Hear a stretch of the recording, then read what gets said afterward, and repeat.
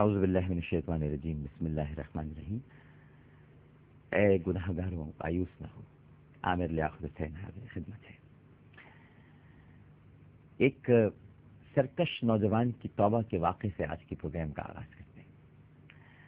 ناظرین کرام، حضرت وہب فرماتے ہیں کہ حضرت موسیٰ علیہ السلام کے زمانے میں ایک سرکش نوجوان تھا، یعنی خود سرکش کہتے ہیں زور آور، قواعد و ضوابط کی پابندی نہ کرنے والا، اپنے ہی اصول وضع کرنے والا، اپنی ہی زندگی جینے والا۔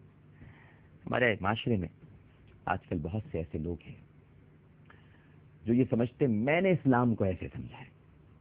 چلے آپ نے سمجھے تو جو سمجھانے والے آئے تھے وہ کس لیے اس دنیا میں تشریف لائے تھے اگر آپ کو خود ہی سمجھنا تھا؟ یہ جو سرکشی ہے، یہ جو زور آوری ہے، اسلام کو تو ویسے ہی سمجھنا ہوگا جو اللہ، اس کے رسول صلی اللہ علیہ وآلہ وسلم یعنی قرآن اور سنت نے ہمیں سمجھایا ہے۔ صحابہ کرام رضوان اللہ تعالی علیہم اجمعین نے جو طریقہ بتایا ہے، اہل بیت اطہار رضوان اللہ تعالی علیہم اجمعین اس راستے پر چلے ہیں، یہی اسلام ہے۔ اس میں زور آوری نہیں چلے گی، سرکشی نہیں چلے گی، اپنی مرضی، اپنی سمجھ، اپنی فہم کا اس میں کہیں کوئی دخل نہیں ہے، اپنی رائے کے مطابق نہیں ہے۔ یہاں جو کچھ بھی ہے اللہ کے رسول کی رائے کے مطابق ہے، اللہ کے حکم کے مطابق ہے اور اللہ کے رسول کی رائے کے مطابق ہے۔ تو وہ ایک سرکش نوجوان تھا، اس کے بد کردار ہونے کی وجہ سے بستی والوں نے اسے بستی سے باہر نکال دیا تھا۔ اب ہوا یہ ناظرین کرام کہ شہر کے باہر ایک بے آباد میدان میں اس کی موت واقع ہو گئی۔ اللہ تعالیٰ نے حضرت موسیٰ علیہ السلام کی طرف وحی بھیجی اور ارشاد فرمایا کہ اے موسیٰ، میرے ایک ولی کا انتقال ہو گیا ہے، وہاں پہنچ کر آپ اس کو غسل دیجیے، پھر اس کے بعد اسے کفن پہنائیے، اس کی نماز جنازہ پڑھائیے اور یہ اعلان کر دیجیے کہ جس کے بھی گناہ زیادہ ہوں وہ اس کے جنازے میں شریک ہو جا، تاکہ میں ان تمام لوگوں کے گناہوں کو بخش دوں۔ حضرت موسیٰ علیہ السلام نے جب یہ اللہ تعالیٰ کی وحی ان تک پہنچی، بنی اسرائیل میں اعلان کیا، بہت سے لوگ جمع ہو گئے۔ حضرت موسیٰ علیہ السلام نے ارشاد فرمایا کہ جلدی سے اس شخص کو اٹھا کر لاؤ، اس کا اکرام کرو، اس کو جلدی جلدی دفناؤ، اور جو اس کے جنازے میں شریک ہو جائے گا پروردگار سب کے گناہوں کو معاف کر دے گا۔ جب بہت سے لوگ جمع ہو کر وہاں پہنچے، دیکھا تو یہ تو وہی شخص تھا جسے بستی سے نکال دیا، پہچان لیا اسے۔ انہوں نے کہا کہ اے اللہ کے نبی، یہ آپ کس کی نماز جنازہ پڑھانے جا رہے ہیں؟ یہ تو وہی فاسق ہے، وہی فاجر ہے جس کو ہم نے بستی سے نکالا تھا۔ حضرت موسیٰ علیہ السلام نے یہ بات سنی تو تعجب میں پڑ گئے۔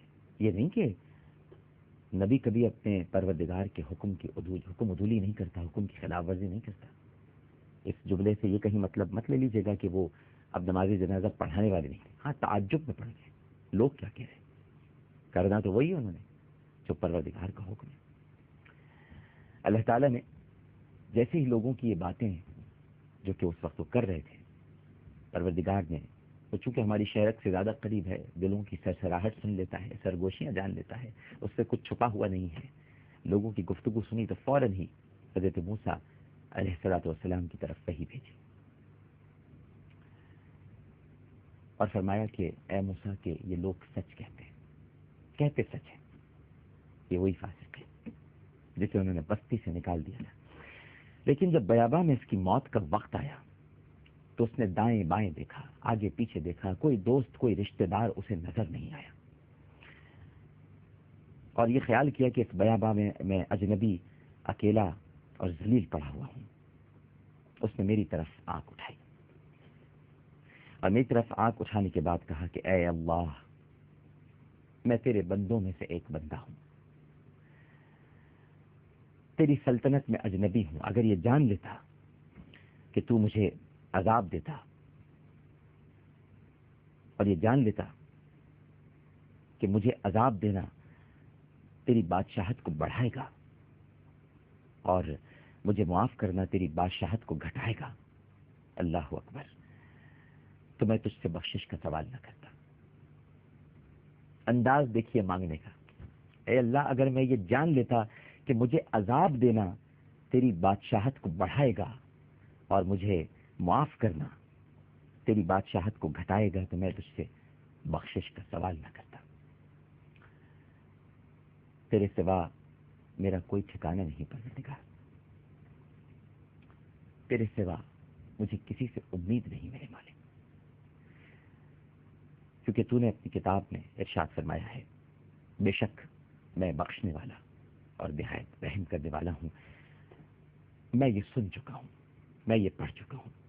لہذا اے میرے رب اس بیاباں میں, اس میدان میں مجھے رسوا نہ کر, مجھے معاف کر دے, مجھ پہ کرم فرما دے. اللہ سبحانہ و تعالیٰ نے ارشاد فرمایا اے موسیٰ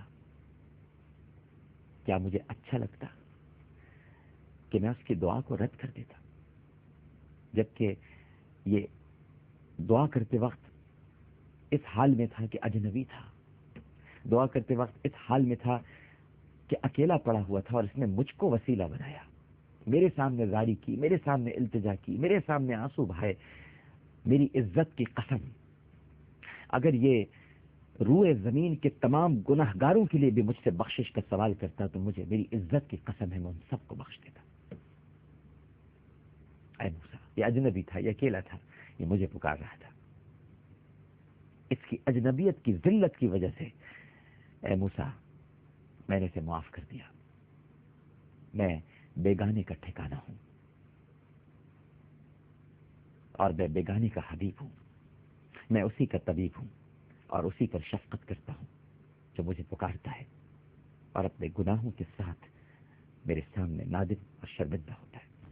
ایک چھوٹا سا وقفہ, وقفے کے بعد دوبارہ حاضر ہوں گے. گفتگو کا سلسلہ جاری ہے. ہمیں یقین ہے کہ آپ سب لوگ ہمارے ساتھ ہی رہیں گے.